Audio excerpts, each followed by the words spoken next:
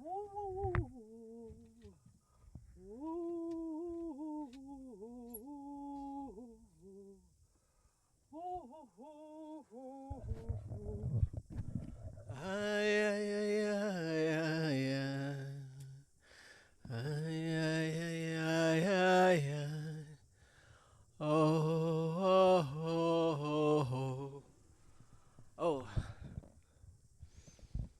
wonder if I should change what I'm wearing. I feel this is a little casual. Maybe dressing up a little bit would change how it feels. It's also very hot in here, so I don't want to put on too much clothes. I actually feel too hot in this, really. Maybe I'll just stick with this. It's weird how the way that we experience ourselves and other people changes when we change our clothes. At least that's my experience, is that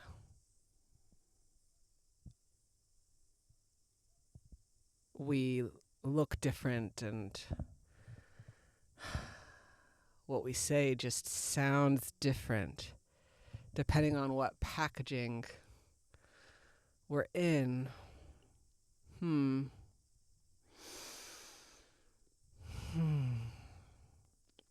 What to do? What to do? I was thinking this could be an opportunity to reimagine how we think about love, how we think about what it is to make love, what it is to make fuck. And I have a prop.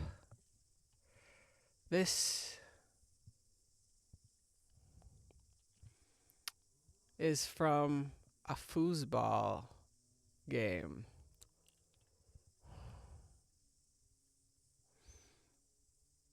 It's rusty. All of the foosball players look the same. They have the same pale skin. They all don't seem to have any arms, only legs. They have the same face and hair. The only difference is that one is blue in terms of their shirt, and the other two are red. One is probably the goalie, and the other two are defenders.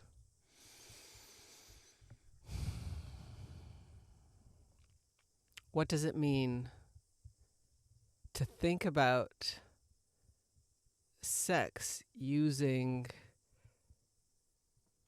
sports language to score a hat trick?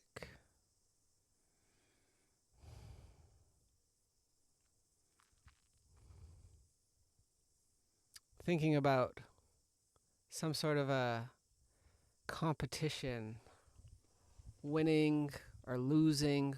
What does that say about us? What does that say about how we think about pleasure, how we think about our bodies, how we think about other people's bodies, and how that shifts or stays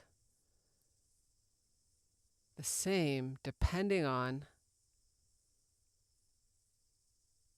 who we're talking about?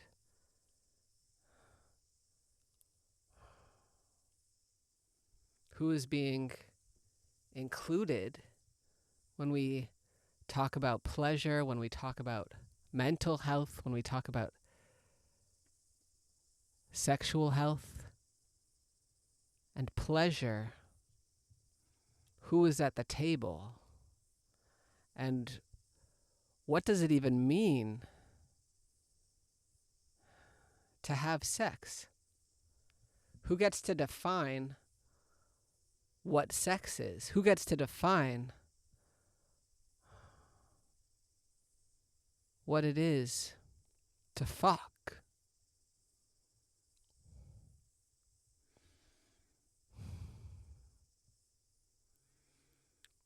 Does it even matter how we define what sex is or what sex isn't?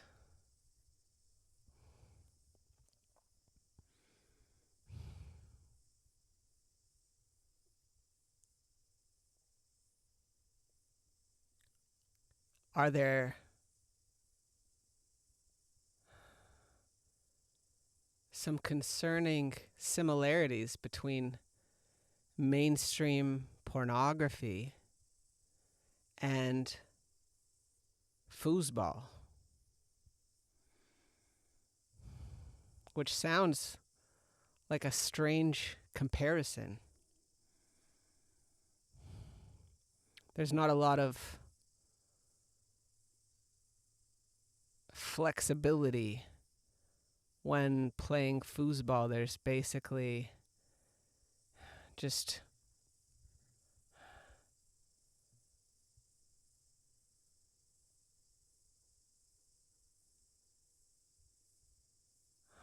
incredibly limited movement for these metaphorical players. And the way that we see sex and movement in mainstream pornography has some similarities with foosball.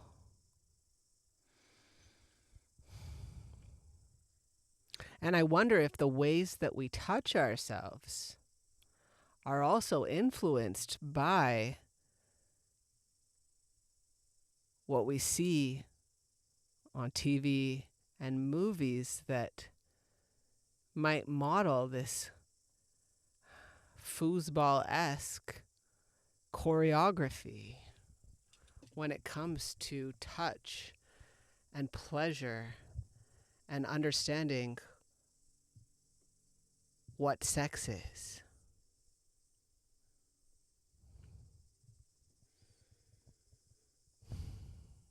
I'm remembering the first time that I did contact dance and how extremely uncomfortable I was to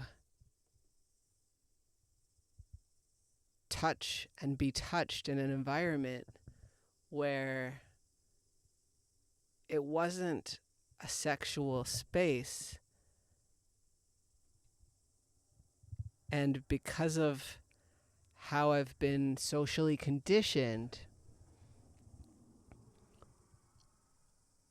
there haven't been a lot of models of touch that is not sexual, and where bodies can be playful and creative and joyful without it being sexual. With contact improv,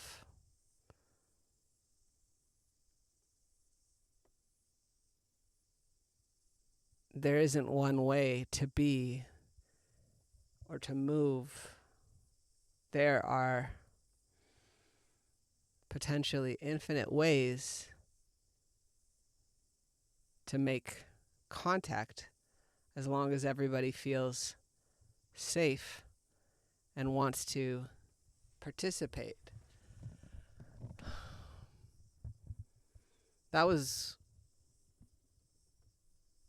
an experience that was challenging and that I'm very grateful for.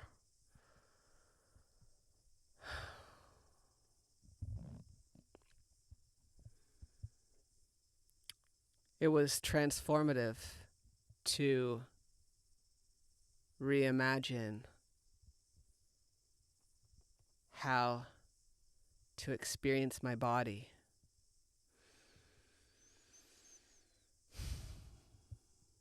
And what I've learned along this journey is the transformative power of having space for play, for feelings, the good ones, the challenging ones, the ones that are so deeply difficult to experience. That sometimes putting it into words might not even be possible. And sometimes music, combined with movement, can be a way to express a range of emotions, to experience our body, to experience our pleasure and our grief through music, movement, massage. If I didn't need two hands to hold this microphone, I would probably give myself a neck massage right now. I can feel this tension.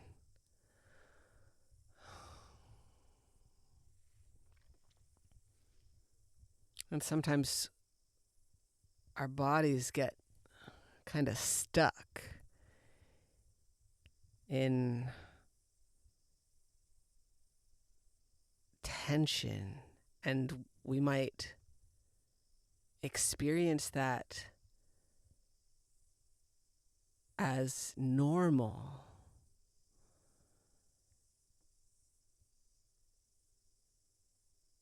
And I wonder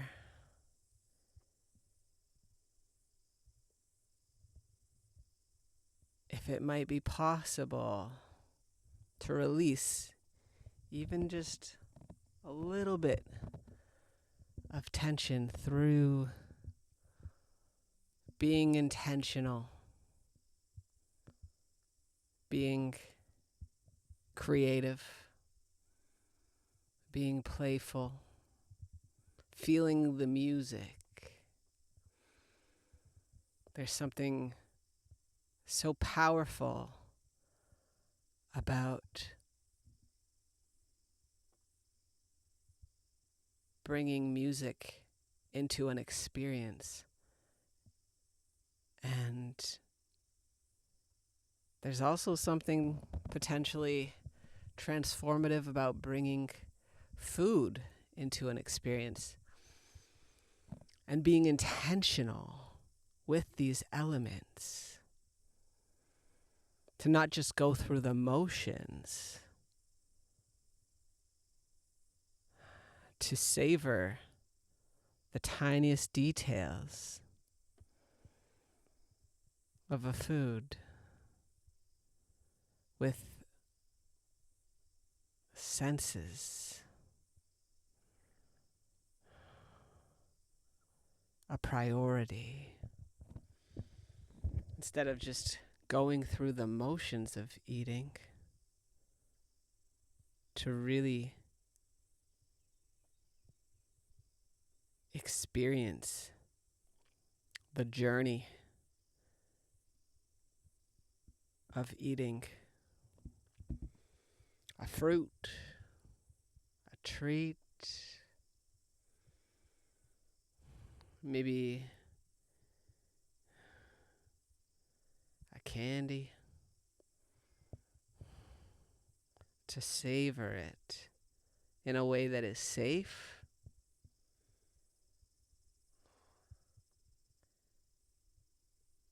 intentional, perhaps to experience the melting of deliciousness on the tongue,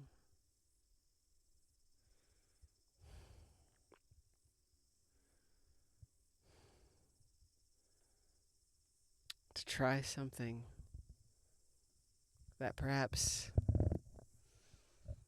feels a little strange, like that contact improv,